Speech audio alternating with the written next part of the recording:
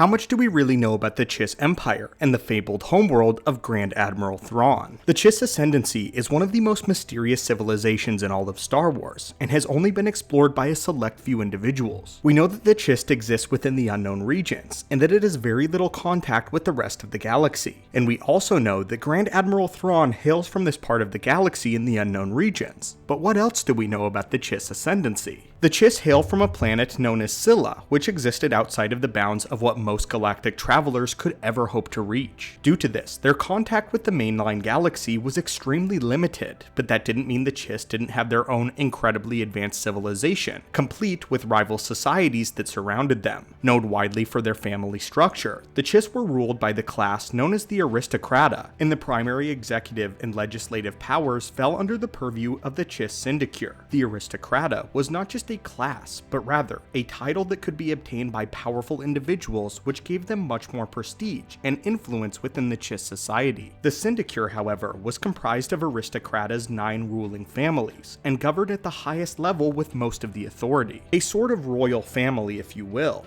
On paper, they were forbidden from interfering with the Chiss Defense Force, though in practice, this statute was violated regularly. Even within the unknown regions, the Chiss were regarded as legend, but the one thing almost every society could agree on was their sheer might of the Chiss military power. The Ascendancy had the most advanced and powerful navy in the unknown regions, which could rival most worlds within the known republic. They also had a military doctrine that forbade intervention, and decreed that the Chiss would never take aggressive action against a non-hostile world. Due to their isolationist nature, they did everything in their power to avoid conflict whenever it was possible. When the Chiss were cleared for engagement, however, their military immediately became the most feared defense force on the battlefield, laying waste to all those who opposed them when they finally decided to pull the trigger. With that said though, this was a rarity, as the criteria for deployment of the military was that they could deliver retaliation in case of attack or encroachment on the Chiss trade routes. Since the Ascendancy did not take part in imperialism, they didn't spread their military power around the unknown regions like they could have, and thus didn't weaken their artillery by thinning their forces. The entire heartland of their operation existed in one central location, ready to be deployed in full force at a moment's notice. In the year 19 BBY, an attack was launched on Scylla by 3 unidentified warships. When the attack was finished, the Chiss could not trace them, though the attack called for immediate retaliation. Still though, there needed to be a response, and despite being unable to properly identify the assailants, the Chiss launched an unrelenting attack on the world known as Patasis for 2 main reasons. The first being that Patasis had encroached on their trading lanes for far too long, and several members of the Chiss society advocated for retaliation long before this attack occurred. When Scylla did fall under siege by these 3 warships, however, the Chiss were able to finally justify retribution against the world. Secondly though, they wished to demonstrate their military might to the rest of the unknown regions, doing so in order to strike fear into their hearts and the hearts of whoever attacked them, that they would never stop looking. They sought to send a very clear message that if the Chiss were ever to identify these assailants, they would be next. This message was massively successful, as it reminded everyone in the unknown regions just how powerful the Chiss truly were, even if they infrequently flexed their muscles. If the Chiss remained inactive and complacent, then it is possible that other worlds may begin to question their might, and someone might muster the courage to launch a much stronger attack on the Ascendancy. In order to prevent this though, this world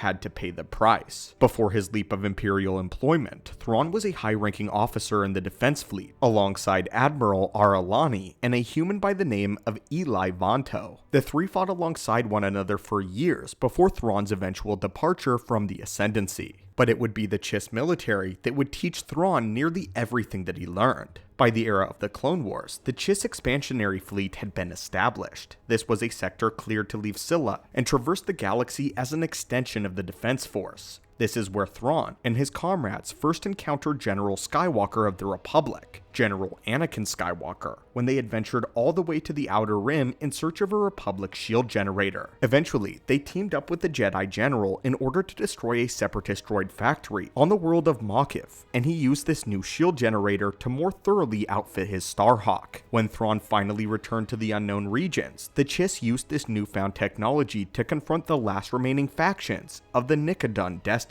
those who had disobeyed the doctrine of the Chiss Empire. This tremendous military might, however, has been seen by the galaxy once before in the distant past of the Republic, and to illustrate just how dangerous the Chiss were if they ever attacked, we need to explore that. During the ancient wars between their galactic republic and the Sith Empire, the Chiss did make contact with the mainline galaxy. After the war, however, they retreated back into the unknown regions and sealed off their borders. This gave way to the legend of the Chiss, and that they were never actually in the galaxy at all, but rather a myth. This would continue to evolve across the galaxy for hundreds of years. Many of the known galaxy regarded the Chiss as legend or myth, with sightings dating back to the ancient Sith War. But until Grand Admiral Thrawn became a staple of power within the Empire, they remained a legend. When Thrawn arrived though, contact with the Chiss became marginally more common. Though Scylla remained isolated, there were a few more Chiss to follow Thrawn into the known galaxy, though they were still exceedingly rare. More times than not, the Chiss were only faintly Force sensitive, and the Chiss who were in tune with the Force to some degree lost that ability over time as they aged. Commonly, it was only the female Chiss who ever developed any sense of Force ability, and they could only manifest in a few basic skills. The Chiss referred to the Force as sight, and their capabilities extended to what they called second sight and third sight. Second sight was telepathy and empath-adjacent abilities, including the ability to communicate with one another through the Force itself. Third sight, though, was a form of precognition, which was exceedingly rare among the Chiss, and those with third sight were devoutly protected until their Force affinity eventually faded away.